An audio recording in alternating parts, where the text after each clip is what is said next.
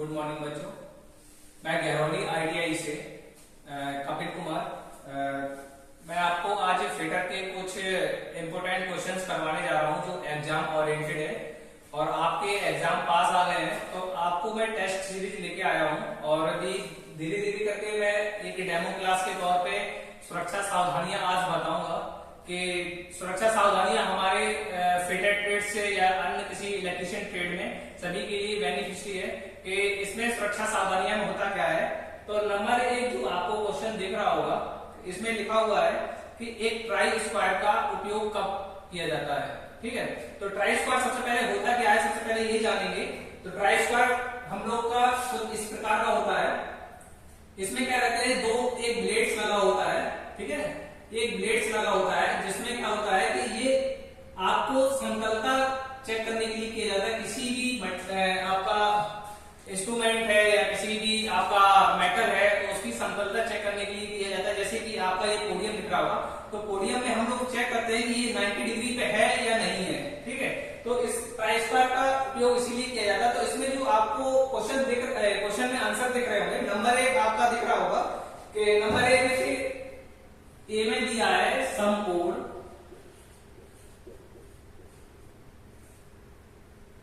की जांच।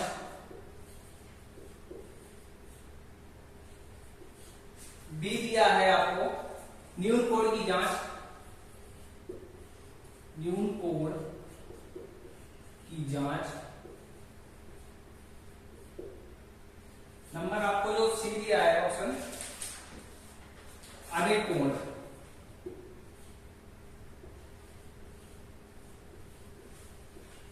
आधे कोण की जांच।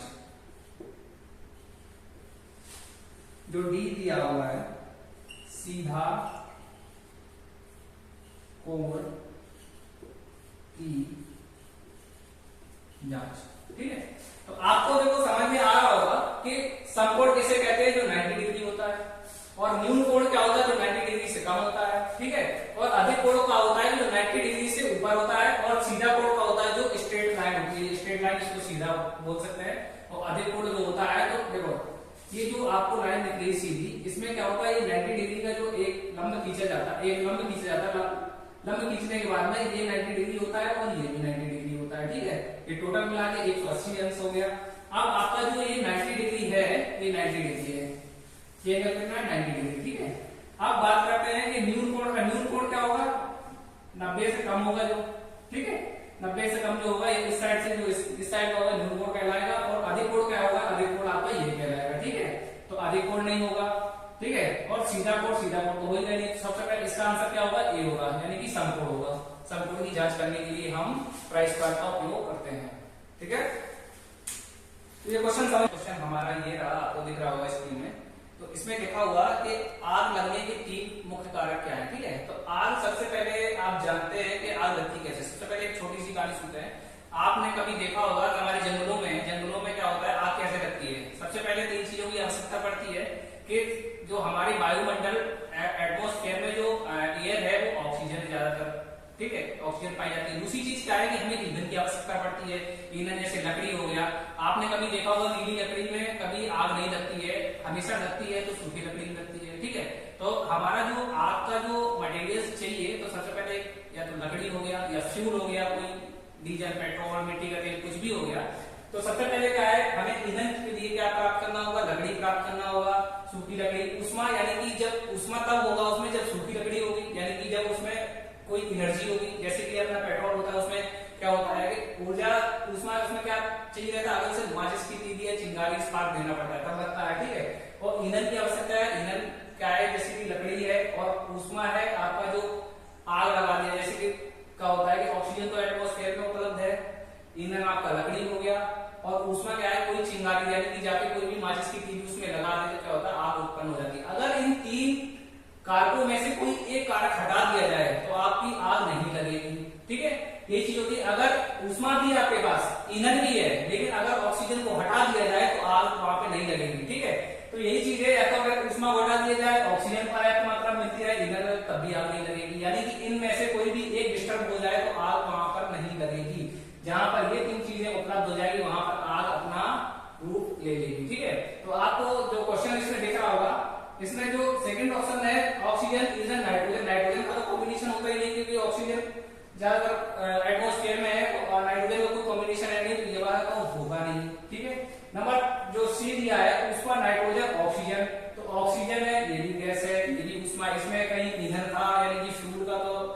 यानी दिया ही नहीं है, एक्सप्लेन है ही नहीं, तो ये भी नहीं होगा। नंबर डी आपका दिया है ईंधन दिया है, कार्बन डाइऑक्साइड दिया है, ऊष्मा दिया, कार्बन डाइऑक्साइड का होती है जो आग को बुझाती है, ये तो शायद है ही नहीं, तो ये भी नहीं होगा। ठीक है, तो आपका क्वेश्चन कौन सा आंसर कौन सा बचा, ये वाला। तो आपका आंसर क्या हो जाएगा, ये हो जाएगा, यानी कि ईंधन, ऊष्मा और ऑक्सीजन। ठीक है, आपका ये लिख रहा हुआ है, इसमें लिखा हुआ है कि कुछ स्टॉक के बाद एक नया हेक्सा प्लेट ढीला क्यों हो जाता है। स्टॉक का मतलब होता है कि जब हम लोग हेक्सा प्लेट को इस तरीके से पकड़ते हैं, पकड़ने के बाद में जब हम स्टॉक चलाते हैं, एक स्टॉक तक कंप्लीट होता है, जब हम पहले ले जाते हैं फिर वापस रिवर्स लेके आते हैं, एक स्टॉक कहलाता है। ठीक है, तो वो स्टॉक जब कंप्लीट होता है तो इसमें जो क्वेश्चन बोल रहा है कि कुछ स्टॉक के बाद एक नया हेक्सा का जो ब्लेड होता है वो ढीला क्यों पड़ जाता है। इसकी समस्या ये रहती है, एक नंबर इसमें जो क्वेश्चन दिए हैं, क्वेश्चन में जो आंसर दिए हैं, ब्लेड खिंच जाता है। ठीक है, नंबर जो सेकंड दिया है, ब्लेड की गलत पिच।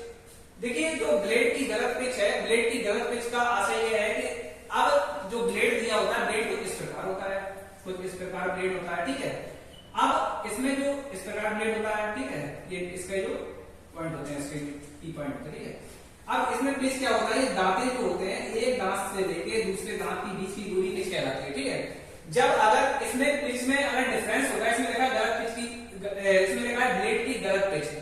ब्लेड की गलत पिच का मतलब क्या है, अगर इसमें गलत पिच होगा तो हमारा जो ब्लेड टूटने का डर है, जो हमारा जो मटेरियल रहेगा रिमूव नहीं करेगा। ठीक है, जो हम काटेंगे ब्लेड इससे टूट जाएगा। ठीक है, तो इसमें ये तो होगा नहीं, ये वाला ब्लेड की गलत पिच, इससे तो कोई लेना देना है नहीं कि ब्लेड जो है खिंच जाएगा, इससे कोई लेना मतलब नहीं है। ठीक है, तो दूसरा क्या है, शॉर्ट साइड का गलत चयन करना। शॉर्ट साइड का मतलब होता है हेक्सा ब्लेड जो होता है, शॉर्ट साइड होता है, जो एक होता है आपका फिक्स होता है, एक आपका जो यूनिवर्सल होता है, जो आपका एडजस्टेबल होता है। ठीक है, तो इसमें शॉर्ट साइड का गलत चयन का होता नहीं, क्योंकि इसमें जो ब्लेड होता है, ब्लेड एक जो ब्लेड जो होता है वो नंबर के हिसाब से आता है कि कितने नंबर का कौन सा ब्लेड है, तो उस हिसाब से आता है, तो इससे भी कोई मतलब नहीं है शॉर्ट साइड का गलत चयन करना। ठीक है, तो नट के थ्रेड का घिस जाना। नंबर एक का जो फोर्थ है, इसमें डी है, कह रहा है नट के थ्रेड का घिस जाना। थ्रेड्स का मतलब होता है चूड़ियां, जो नट होता है हमारा, जैसे कि कोई नट होता है, जैसे कि उसमें जो नट लगा होता है, ये कुछ इस प्रकार नट लगा होता है जिसे रिंग नट कहते हैं। ठीक है, तो इसमें जो नट लगा होता है, इसके ये तो कांटेक्ट में ही नहीं आता ना, उसमें कांटेक्ट नहीं आता, तो इसके घिसने का कोई मतलब ही नहीं निकलता है, और इसको घिस जाने के कारण ब्लेड का लूज होना या टाइट होना का कोई आशा है ही नहीं, तो ऐसे भी नहीं होगा।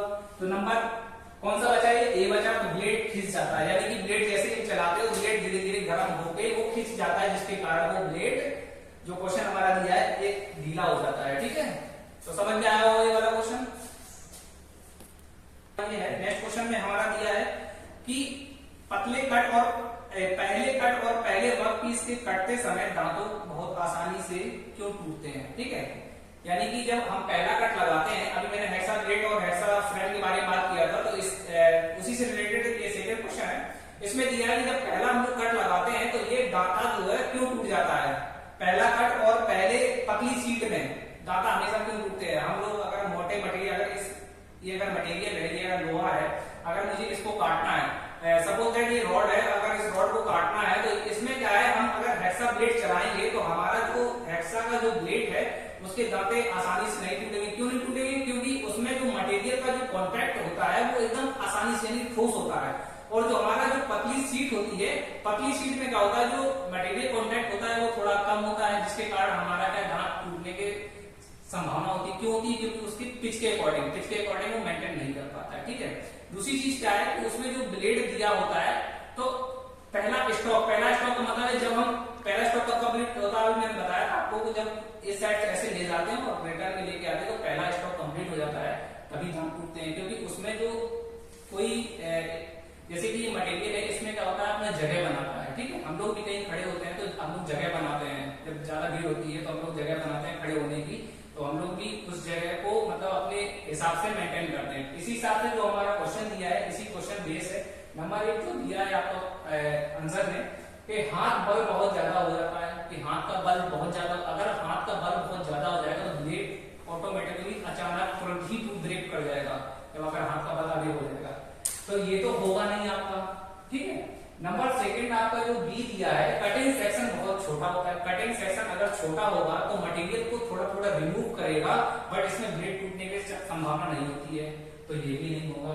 ठीक है, तो मोटे गेट का उपयोग किया जाना है, यानी कि अगर हम मोटे गेट का यूज करते हैं या पतले गेट का यूज करते हैं, इसमें तो कोई मतलब निकलते ही नहीं है गेट टूटने का। ठीक है, यानी कि उसके दांते टूटने का, तो ये भी नहीं होगा। ठीक है, तो आपका जो क्वेश्चन के हिसाब से आंसर होगा, तो आपका बचा कौन सा, डी बचा। इसमें लिखा है हाथ का जो बल होता है कुछ दांतों पर लगता है। जब हम अपना पहला स्टॉक लगाते हैं उसमें किसी मटेरियल को रिमूव करने के लिए, काटने के लिए, तो हम क्या करते हैं कि जो हमारा हाथ का जो बल होता है हमेशा क्या होता है, कुछ दांतों पर लगता है। कुछ दांतों को लगने के कारण हमारे जो दांत होते हैं वो ब्रेक कर जाते हैं। तो आई होप कि ये वाला क्वेश्चन आपको समझ में आया होगा। इसका आंसर डी होगा कि कुछ जो हाथ का बल केवल कुछ दांतों पर ही काम करता है। ये इसका राइट आंसर क्या है, डी आंसर हो जाएगा। ठीक है, तो चलो नेक्स्ट क्वेश्चन पे चलते हैं।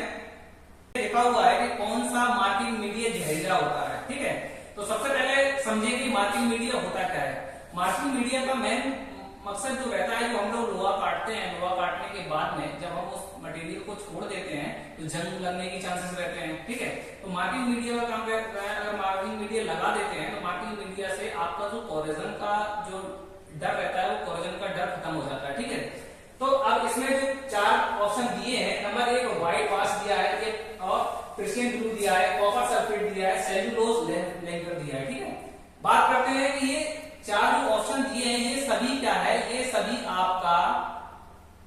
आपका ये मार्किंग मीडिया है।